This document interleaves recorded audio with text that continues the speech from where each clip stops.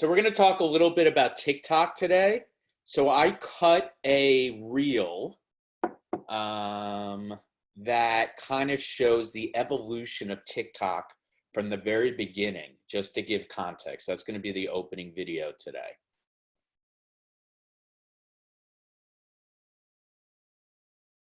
Okay, my kids are obsessed with that TikTok app. You ever hear that app? You ever hear about the TikTok app? By your silence, that is a resounding yes. And wondering how brands are using it, right? The Chipotle is like came right into it. Because the way to use TikTok is to get a groundswell of people to kind of compete for this, right?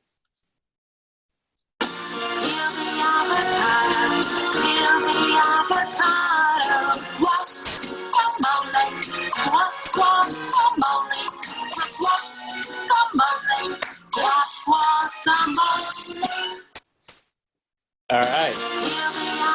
All right, stop. I love it so much. All right, so you see how, so here's a question. You have older people using TikTok. Now, everybody at the Emmys knows about TikTok. Everybody probably downloaded TikTok. Are the kids going to stay? But now there's probably going to be more scrutiny from their kids because moms are starting to use it. Here's an example. man, guess what I want? What you want? I want some fries. Want some fries? I want some barbecue sauce on the side. Don't forget my chicken wings that I ordered, or you will get knocked upside your head with a quarter. Play with me. Okay. Okay. So how about those moms? With that and it being announced at the Emmys, right? Let's do a TikTok. Pretty much it's, and then let's see. All right, I'm back. Hold on. All right, you hear me now? That wasn't the whole big reel or sample reel that I put together on TikTok. But the reason why I just wanted to show that beginning part is because months ago, we were talking about if TikTok would still stay culturally relevant, right, if parents went on the platform. And again, for those of you who don't know what TikTok is the app that young people have been using to emulate other people's memes, whether it's a famous person who created a groundswell of popularity and fandom, or just random people doing funny little acts and musical renditions that other people were trying to do using the same moves. And the problem that's happening right now is that the FTC, the Federal Trade Commission, literally made a deal with ByteDance, the Chinese company that owns TikTok, and charged them a $6 million fine to prevent the kids under 13 from using the platform. So there's a stat that ardent fans are mostly under the age of 13. In the US, 10-year-old girls who are using TikTok spend on average more than 4 hours a week on the app. And, you know, that's actually enough time to watch 1,000 videos. So now that we've been talking about its popularity and many of the people on the platform are under the age of 13, what's going to happen to TikTok? Now, what do you think ByteDance is trying to do? To get more adults to use it. And that's going to be the question of how TikTok is going to be used in the future. So, conversation piece for many of your creative meetings, especially in those who use social media. What does that mean? And should you be a brand that actually goes along with the FTC in this cultural transition from the type of people who will be using TikTok? Or should you go and continue to do what you were doing before, which is to target many of these kids when you know that 70% of them are not using it illegally, or 70% of 10-year-olds are not using it legally? What does it mean for TikTok? So that was a new development today. And we're going to go right to the Culture Cloud.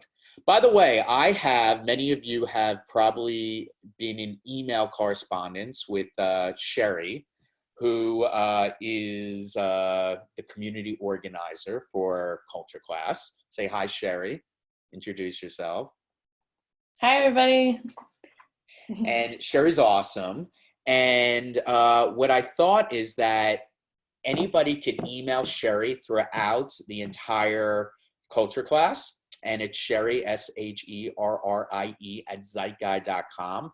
And you could email her questions. And at the end, she'll look at the questions and she'll ask me based on the questions that you have emailed her. So let's put on the Culture Cloud, as usual. All right, so here's the Culture Cloud. All right, as you know, the subjects are always evergreen on the left, and on the right, we update every week on what happened in each one of those buckets, and we're always asking ourselves, what does this new cultural development mean? How could I apply it?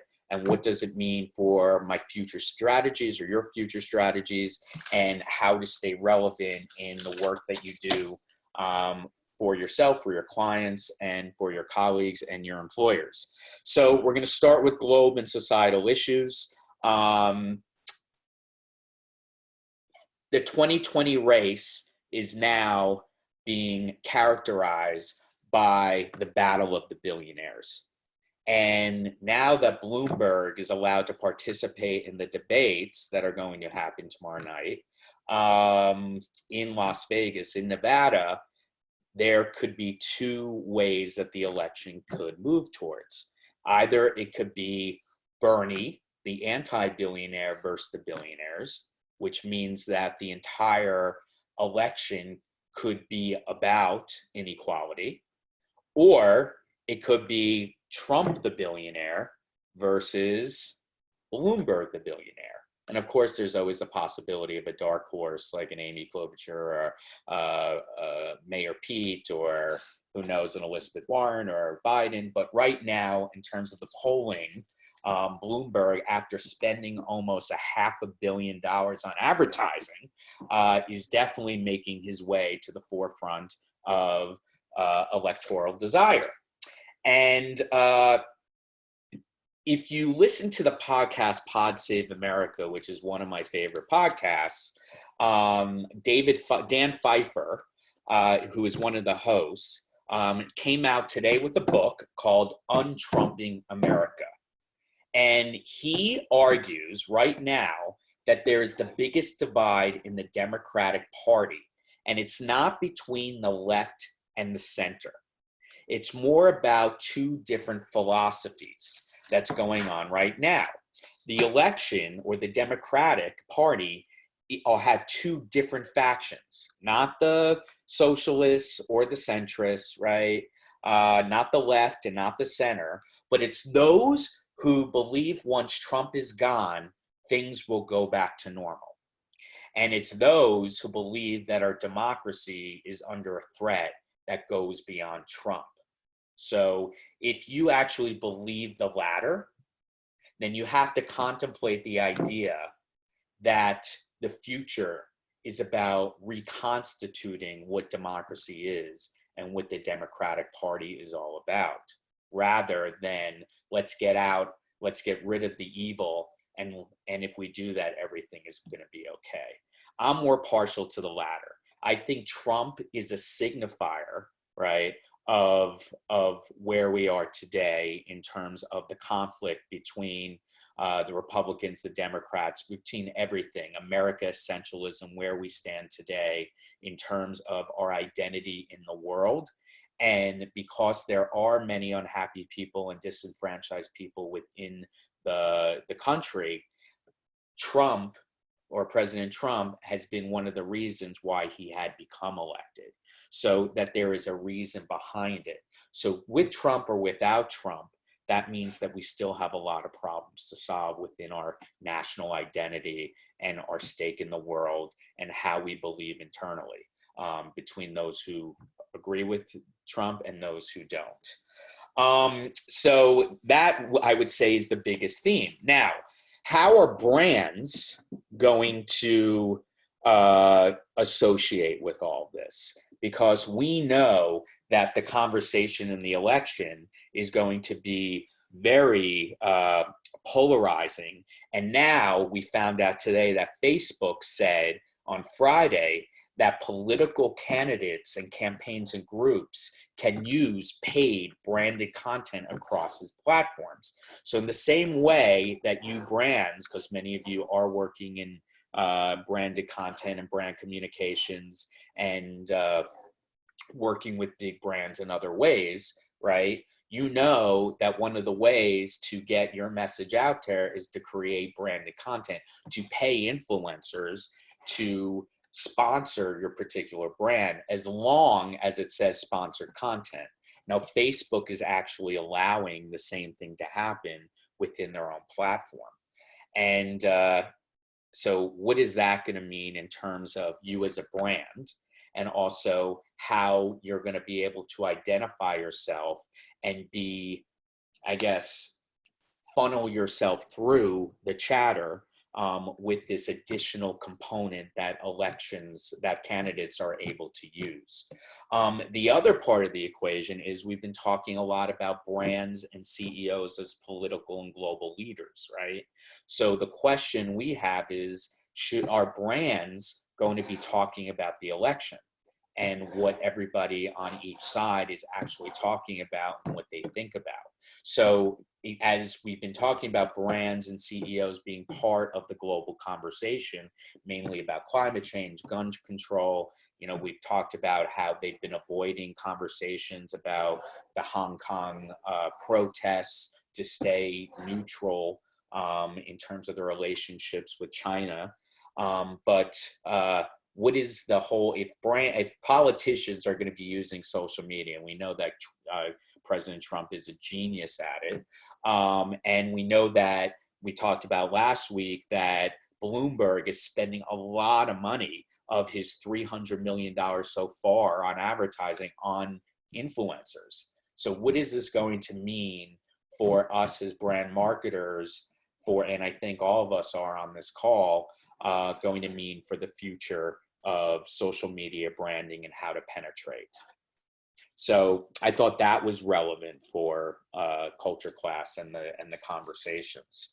And then of course we have fake news, and there could be fake influencers, and it's really going to be a shit show. One cool thing about Bloomberg's first foray into talking about his platform and the issues that he's going to be talking about is prison reform. And we've been talking a lot about how Pete Buttigieg has been having a lot of problems in getting the African-American vote, but this is a strategy for Bloomberg, even though he's always been on this, this issue has always been important to him as a philanthropist. This is actually putting his stake in the ground to appeal to this voting demographic. So that's that.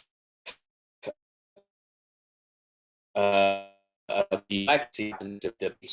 be interesting whether, who knows where the upshot of the election will be, but it could go in two different directions. Is it going to be about inequality, or is it going to be about who's better and how to get Donald Trump out of office? So it's going to be a financial issue, or it'll be more of a humanity issue.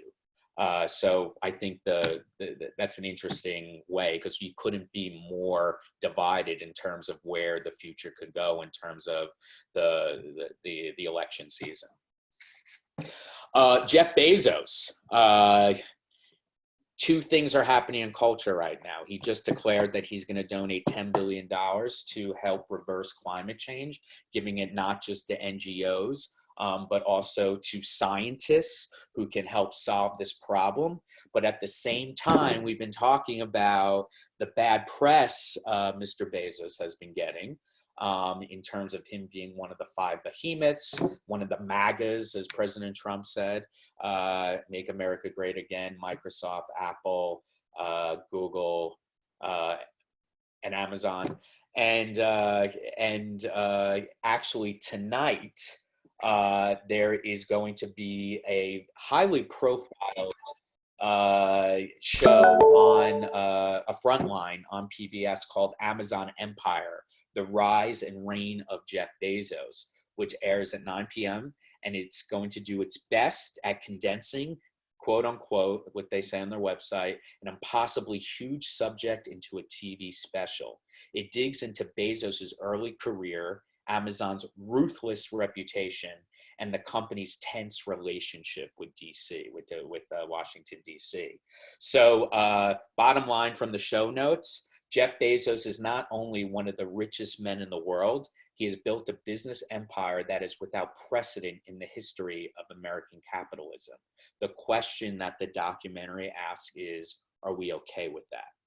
So in the same way that even Mark Zuckerberg kind of talked about in the press about how he's going to donate a lot of money to whatever causes, I think it was more in terms of medical and healthcare research, you see Jeff Bezos doing the same thing.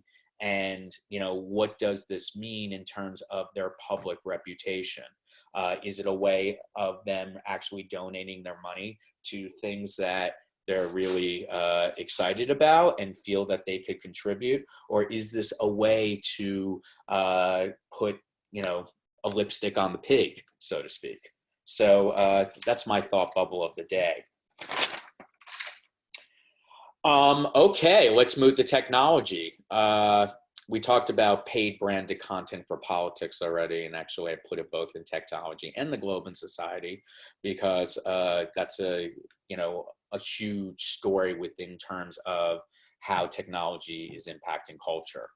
Now, there are two different things that have happened in the last week about one of the emerging texts we've been talking about. Last year, if you read the Zeitgeist Cultural Almanac, you saw that we decided that 5G technology was going to be the tech of the year. Before that, it was AI.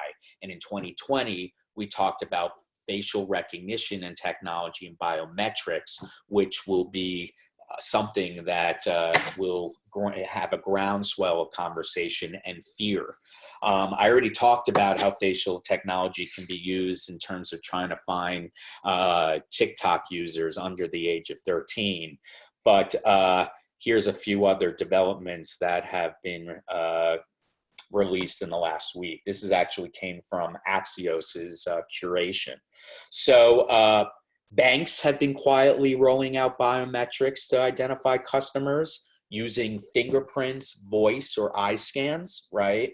Amazon, we talked about a few weeks ago about using hand motions, right? And there are actually a few restaurants that are letting customers order through facial recognition in particular kiosks. And I used Clear yesterday when I traveled from Los Angeles to New York, where you put your your fingerprints and they allow you to actually cut the line to go right into security. And why does this whole thing about facial recognition technology matter? Well, we talked about why it mattered in terms of China, making sure that every single person who has a cell phone takes a photo of themselves so they have a record of it, right? We talked about a few months ago how there have been protesters who got concerts to stop their facial recognition technology usage. So there are a lot of people who are against it. But we're also seeing that these companies, because of what they're doing, are amassing giant databases of our most personal information. So we've been talking about how brands have been capturing data just from online and social media and web browsing and cookies and all that kind of stuff. But now the next part of that is the identity data and just using basically collecting all our biometrics. And that's really big brother in a sense. Some, due to backlash, some banks dropped their biometric strategies and technologies or technological abilities. The Republic Bank of Kentucky, the bank that I use, I'm just kidding, said that they would let customers log into a mobile banking app by fingerprint or eye vein scan. Now it only offers the finger option. So several banks are cutting back. So Yeah, and then Amazon actually plans to pitch terminals to coffee shops, fast food restaurants, and other merchants that they could sell their technology everywhere. So we are just kind of like in the cusp. So my question to you, okay, is when you're in a staff meeting or with and you're trying to figure out ways to build your brand, how to connect with consumers, customer experience, seamlessness, etc. What's the conversation you're going to have about facial recognition technology? How do you not do it when your competitors are doing it? You know, we've also been talking about how consumers are starting to become more knowledgeable about data collection, and they care about it, but would they rather have seamlessness, is a conversation we've all been happening, and ease, and giving up this particular data. The other question is like, we're totally, so far into it, then that, we should just step back and just say, okay, now how do we be responsible? I just gave a talk on Thursday to a big retail apparel brand. And my talk was all about, what I find to be the most important trend moving forward in the future. And we talked about how I say that we've been talking about disruption for the next decade and how to stay relevant as a brand, as a Fortune 500 company, as somebody who is competing with emerging startups. And I said that, the world's on fire, right? That's the first chapter, is like 2020. And there's climate change, there's protests around the world, there's sexual harassment issues, mental health issues, problems. The world's on fire. I'm not going to have to give you, every single component of that. But the only way to disrupt this world on fire is basically to reboot what it means to have humanity in this world, to connect with humans in a very loving way, and to accept everybody. And there's that budding trend of that, but it's being overshadowed by all the chaos and volatility and fear in the world. And so one of the things that I talked about in terms of how do you do that, it's called mindful innovation, was the term that I used. Mindful innovation. So we're all trying to stay competitive. We're all trying to do things that are cool, that consumers are going to be like, wow, this is the next thing. A lot of our strategies to create that is causing us to collect data, is causing us to be part of like the technological landscape.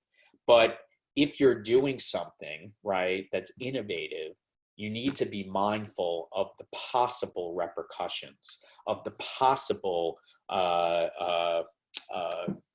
results that might go in a negative direction.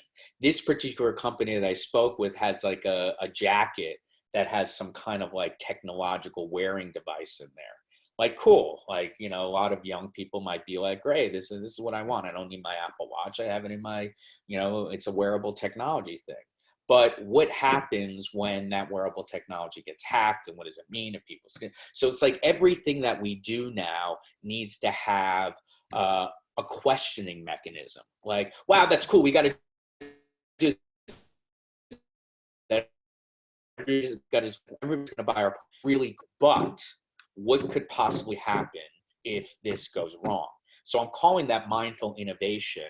And I'm taking the notion where everybody's been saying fail fast, fail fast, fail fast, right? I'm saying, okay, yeah, you could fail fast and then keep going, but what about slowly succeed? So we just have to be more mindful and not rush into anything. We can't make any rash product developments. So that's something, and that's definitely a zeitgeist conversation when we're talking about biometrics, because there's a lot of fear, and you're going to have to figure out how to hold the consumer's hand once they realize that this can go pretty, much in the wrong direction. Okay, the IPO of the week. We always talk about an IPO that'll go in the positive direction, right, or not.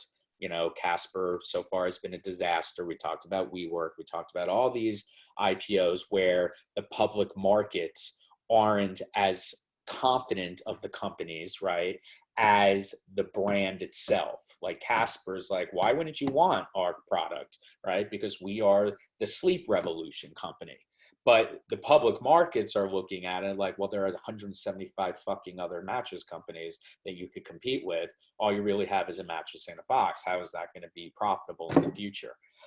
So the latest one is Oatly. Everybody knows what Oatly is, right? So Oatly is the newest, and we talked about Oatly before, the newest alternative milk. We talked about it in two contexts before. One is that their success was mainly because they were B2B first before being B2C, business to business before business to consumer, which is a really interesting tactic and strategy. Impossible Burger did the same thing, right? They were selling it at like McDonald's and Wendy's and all these other restaurants, and then they finally sold it in supermarkets. So Oatly you can purchase in a supermarket now, but they got known by selling to baristas directly. So they've been really, really, really successful, but they're looking for more funding. Oh, the other story that we talked about Oatly is that the milk industry has been pushing back against them and saying like, you know, you're not really milk. So the milk industry is trying to sue all the alternative milks in the same way that we've been seeing cattle farmers trying to sue these alternative meats like Impossible Meat or Beyond Burger, because, well, Beyond Burger is actually fine because a burger is a burger, but Impossible Meat, wait a minute, now I'm confused. No, that's Impossible Burger. Beyond Meat, Beyond Beef. I don't know, whenever they say beef or chicken or turkey and it's not, it's not really, that's who the cattle farmers are suing. But so Oatly is the same kind of thing.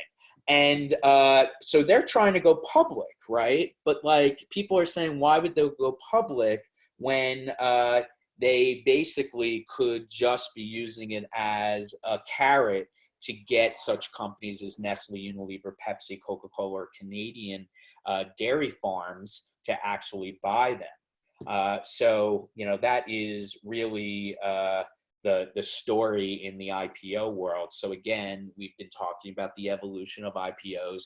2012 was Facebook, Twitter, social media. Then we did a little Pinterest, and we did a, you know, Snapchat went public. And then this year was supposed to be the successful year of the direct to consumer. Oh, sorry. In between that was platforms, Uber, Lyft, and Airbnb, which was delayed, and WeWork basically failed. So the next stage of companies going IPO, which is to raise money by raising money in the public markets, are direct to consumer products, which is where we go to in retail innovation. All right. We talked last week. One dot connection about Oatly, which is really interesting. This week, when Oatly was announced that they were going public, the Dairy Farmers of America basically bought the largest milk company called Dean Foods, right? That was going bankrupt, and they bought them for $125 million. So a dairy farmer association has bought this milk company to keep them from, to help them survive.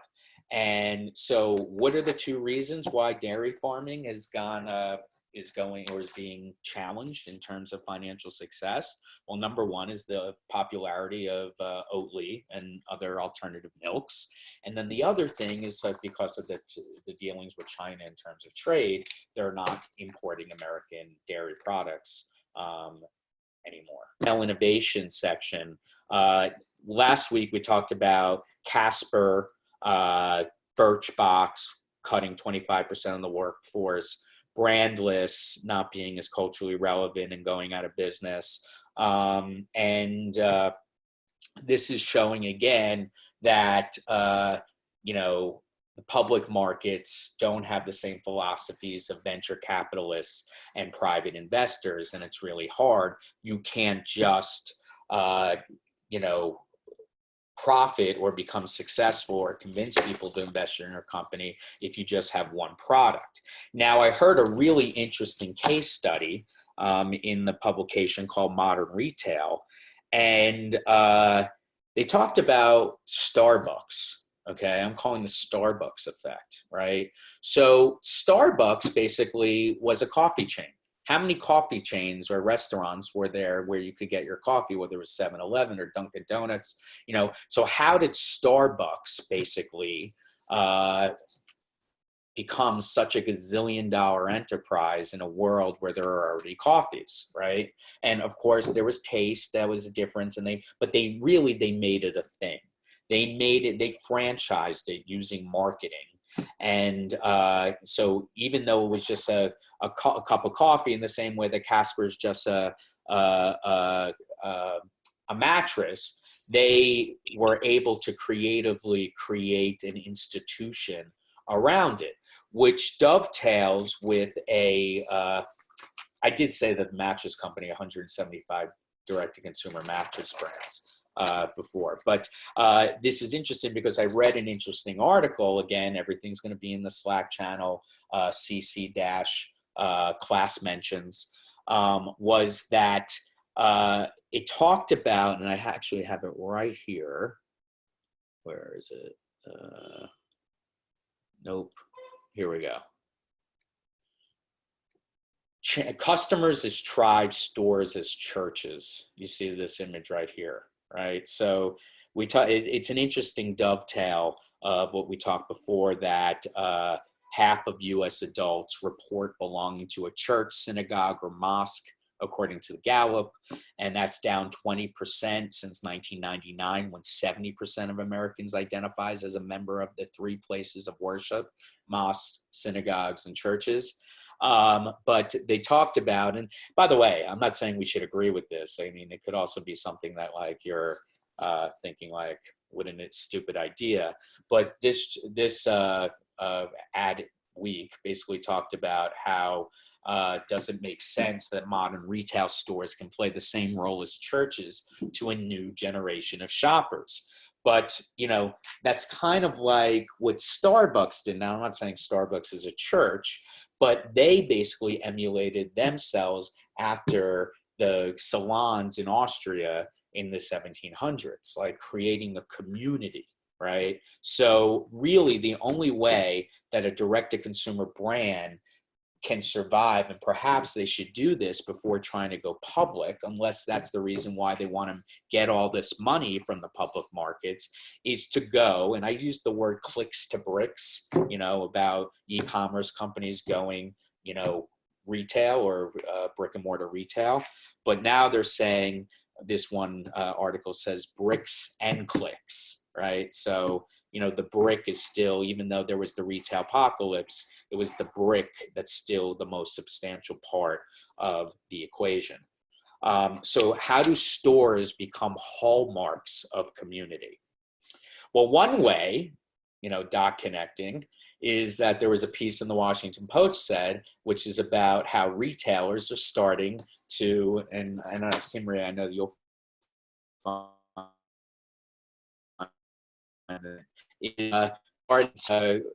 bring alcohol to department stores. In this case, it's the shoe departments, right? And also being coined shoe bars, right? And, it's interesting that this is like just the first thing that they're doing. So customers at the bar drinking, it helps sell things, like get them drunk. And by the way, if you've gone to boutiques before, I've been offered a glass of champagne or whatever. But the reason why I found this piece so interesting is because they dovetailed it with the trend that we've been talking about, which is sober curiosity, right? Alcohol consumption is on the decline worldwide. It's down 1.6% in 2018. And, so many people are struggling with alcohol. Did you know 1 in 8 adults in the United States is an alcoholic, right? And drinking-related deaths have doubled since 2000. So the question is, like, are they going to be, again, in terms of the conversation that could be on social media and brand as CEO and brands as helping the world, like, could this become the jewel debate, right? Like, what's the intention here? If it's just to sell more, is that related to the conversation of questionable ethics? So, that I found interesting in terms of that article. Now, like, I don't you know, I think shopping's fun. If you want to create a church at a retail stores, make it fun, get people off their couch, and alcohol is the way to do it. I have no problem with that. But it's interesting that that conversation is becoming more on the head. So again, like, do we have, now that we talked about the technological implications of the innovations that we're doing, right? What about the real life innovations that we're doing? Like, is putting alcohol in a store the same type of conversation of creating facial recognition technology? Everything has a negative connotation in terms of the ethical implications. But are we getting a little too far in this extreme, or do we really have to think about that? Or do you want to really appeal to the sober, curious demographic? So I don't know. I think it's easier to focus on the 1 in 8 as an alcoholic. Anyway, okay. Another example of a retail as, so we talked about customers as tribes, shoe bars, earscapes. Have you heard about earscaping? A new trend. Where is it? So there are actually parlors. Let me see here. Parlors that are being, here's a company called Studs, right? Just like a nail salon or a, what should I call it? A hair salon, a massage place, a spa. There are companies like this one's called Studs that are popping up around the world who are encouraging Gen Zs to earscape their ears as a source of identity. So as tattoo parlors are going down, earscaping could be going up. And I don't know, just I'm always fascinated by Gen Zs and what they like. But what is it, Brad? I don't understand. Earscaping, it's basically landscaping your ear in terms of this, not just having 1 or 2 piercings, but decorating your ear as if it was your front lawn. And there are actually places popping up that, whatchamacallit, store that I showed you, Studs. There's also Marjorie's Piercing Studio and Stone and Strand that's kind of helping you find different types of earrings to earscape your ear. So is this the new tattoo for Gen Z young women? Oh yeah. So, and one of the reasons why they say that this is such a big trend is because piercings are technically considered, and this is in, forgot what, Quartzy, I think. No, Days Digital. Where are we? Sorry. Piercings are technically considered a body modification. We are in such a time of cultural unrest and turmoil. There's solace in owning the right to one's image and having control over one's body. Sure, it's not completely a radical act, but almost a form of self-care in a way, which would explain the demand for a safer and more luxurious experience. So, interesting cultural result of how people are feeling. And of course, what do we also have? Instagram and social media to show off your earscape. So Cole Haan should have a whole earscaping section. Maybe the next thing is toe-scaping.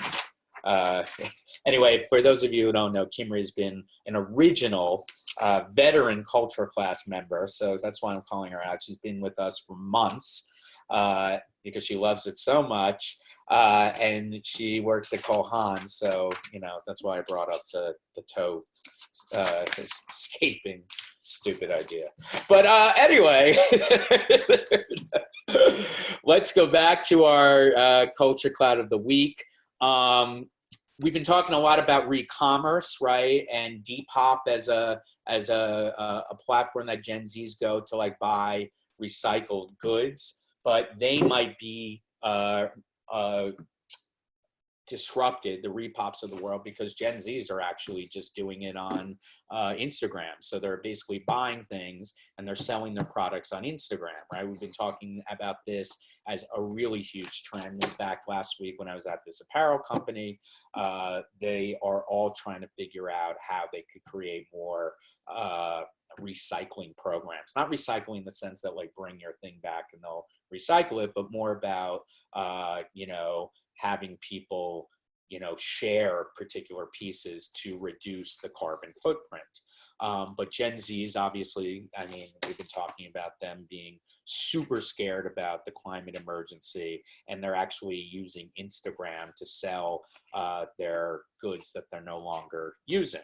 I wonder what their parents think about that, or if they give their parents a cut, but they're actually making money off of this. Now, this actually caused my brain to go to the trend that we talked about before, the WeChatification, right? As we know, WeChat, the Chinese app, everybody uses everything on that same app, right? They date on it, they buy things, they socialize, they watch movies. It's like one platform, one entity. And it seems like Instagram could be our WeChat. We're getting to that point where, you know, I'm even like texting people directly on Instagram now. I got picked up at a bar on Instagram. Serious. They saw my credit card when I paid for the bill, and then I got an Instagram text. It was so freaky. So like Instagram, we're texting people, we're watching people, we're watching things, we're looking at people are doing, we're buying things. Now people are actually re-commerceifying things on Instagram. So as Instagram become, and now you can't even use TikTok because, you know, you got to be under, you know, so like, is Instagram really the thing? And Facebook is really smart about not identifying them with that. So we talked about TikTok no, right? You got a TikTok toe, we talked TikTok no. Now there's also an awesome piece that I read, which is about the rise of the gossip influencer. And they're basically celebrity journalists. Think page 6 on influencers on TikTok, YouTube, Instagram, etc. Like there are, let me see if I could get this piece. Yeah, look at this. The gossip accounts telling you which TikTok star is dating which YouTuber. And people actually care. In fact, this person, Jake Paul fans are furious. They are demanding a full refund for the Jake Paul and Tana Mojo wedding. It was a complete disaster. But before we get into that, first, we need to talk about Jake Paul's brother, Logan Paul, and his track and field games known as the Challenger Games, which, by the way, they raised $14,000 for the Special Olympics. Good job, Logan Paul. Great job on the charity. However, you failed! He was challenging everyone 100K to beat him in a race, and he literally came in last place. So how meta is that? So you have people on social media advertising everything that they're doing. They get followed by all these people. They sell products, right? And now they're actually being talked about by such accounts as TikTok Room, Drama, so partly they're journalistic endeavors and savvy brand builders, and they are occupying a new media landscape where the line between reporting and influencing is barely there at all. And actually, I think one of those, I think it's Drama or TikTok Room, they have like 5 million followers. And so the journalist is actually making money as an influencer as well. So what does that mean? Stop focusing on the influencers or go right to like the page 6 of influencers because they have more influence than the influencers. So I talked a lot about Byte, right? Which I think I showed you a video last week about how Byte is the next TikTok, even though it's not the next TikTok, it's the next Vine because it's by the creator of Vine, and Vine was the product that Twitter owned where you could take 6-second videos, right? And the way that they're trying to move in the forefront of culture, right, is by doing a very YouTube-like revenue sharing model. So if you're an advertiser who's doing a piece of branded content, or you're an advertiser who gets automatically connected with one of these 6-second videos, the creator gets a cut. So that is a way that Byte is trying to move to the forefront, and they're adopting a revenue sharing model for creators. Another TikTok stat that I wanted to tell you about, if you don't really believe that TikTok is where you should invest your money, here's a stat that says that 37% of TikTok users follow brands they buy from, and 33% follow brands they like, even if they aren't customers, as compared to 25% and 16% of non-TikTok users in every category. So this is why the guac dance that I showed you before that Chipotle did has been a boon for brands, because people on TikTok are actually interested in brands as influencers. Are these stats going to be on the TikTok report you're sharing on Slack? Yes. Great. Yes. Okay.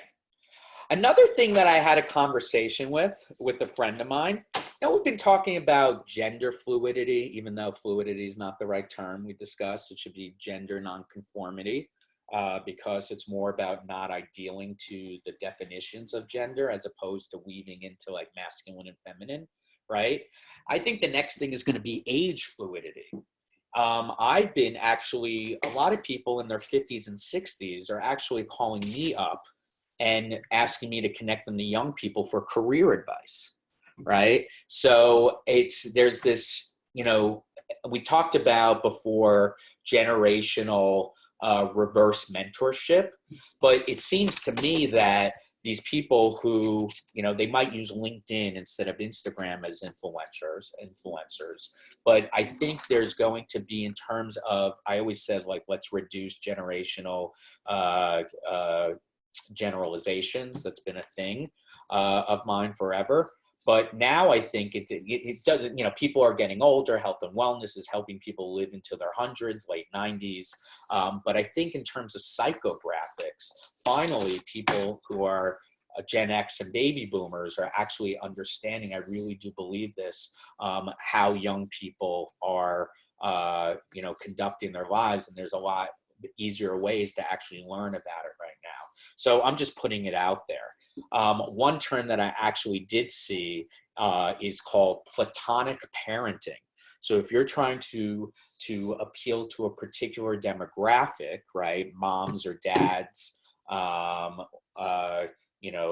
straight couples, gay couples, etc., there's a rise in platonic parenting, which is where, let's say, a man and a man, or a man and a woman, or a woman and a woman, or however else you want to define gender, are having babies together without having any romantic relationships, because they do not want their relationship and the possibility of divorce to impact their parentaling, if that's a word, parenting in the future.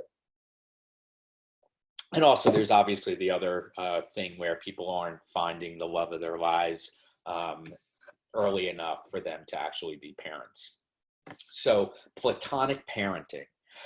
In the climate change consumer trend, though, their Michelin, actually, the Michelin star, has just come up with their sustainability emblem.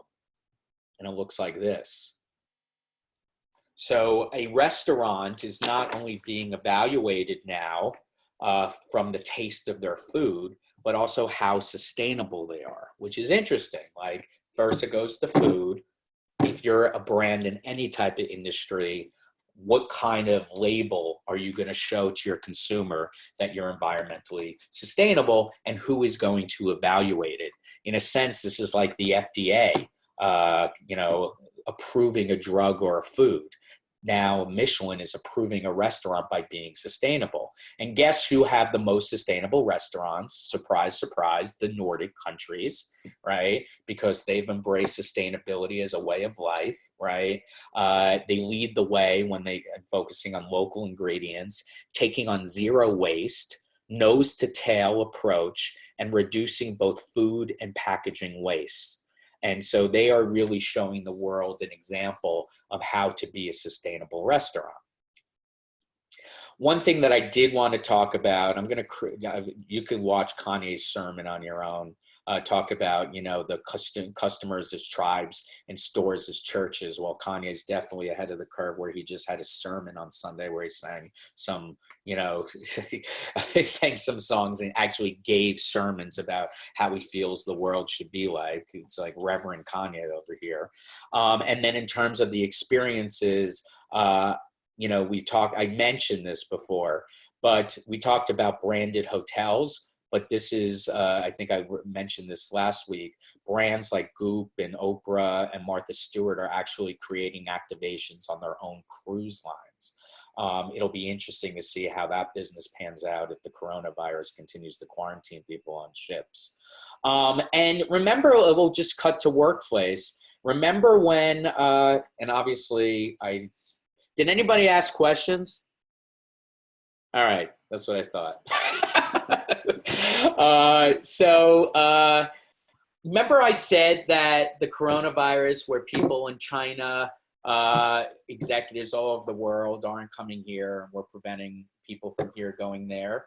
Well, I actually saw a study yesterday, or an article yesterday or a blog or something, about somebody saying we need to create these kind of ecosystems where we could all connect with each other on a Zoom-like platform, because, as we've been saying, travel is going to be less frequent in terms of our work lives. Not just because we're overexhausted, not just because of fear of the viral contagion of diseases like coronavirus, but also of climate change. So how do we create these type of connectivities that is much more intimate?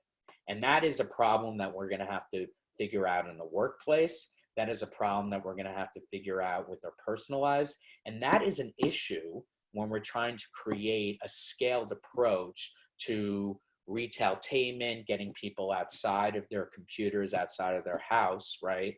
How are we going to do all that in a sustainable, healthy way by also creating the community? Or if we go back to that ad age piece or ad week, as knowing that our customers are tribes, and how do we create a culture of bricks plus clicks? So those are all the introspective questions that I've had today with the zeitgeist that we granulated for the week. I'm hoping that you continue to have curiosities. If you ever want to ping me, I'm brad@zeitguy.com, or email Sherry. And I'm going to start adding another product, which is, 10-minute office hours that, I'll discuss next week if you want to have one-on-one time with me on a time, a time outside of the hour of culture class. And that's the week.